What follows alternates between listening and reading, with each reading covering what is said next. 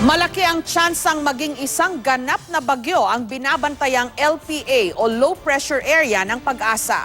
Tutumbukin nito ang Luzon sa mga susunod na araw. Pero bago nito, pinerwisyo ng thunderstorms ang ilang lugar sa Metro Manila.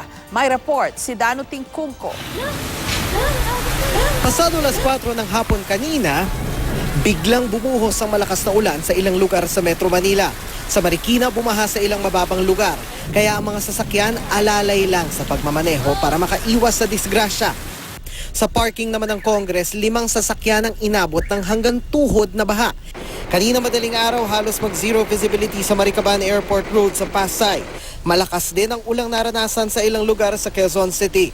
Sa ilang bahagi ng Makati, nalubog sa baha ang ilang kalsada at mga bahay. Habang sa Alabang Zapote Road sa Muntinlupa, gutter deep ang baha.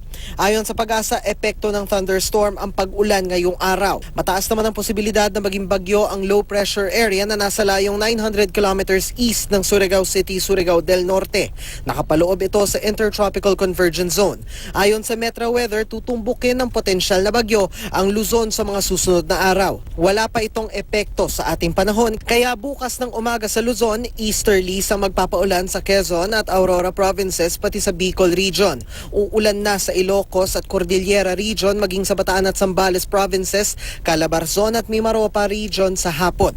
Sa Metro Manila sa hapon at gabi mataas ang tsansa ng thunderstorms.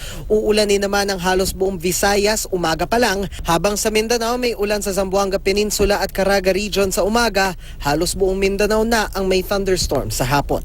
Dano Tingkongko, GMA News.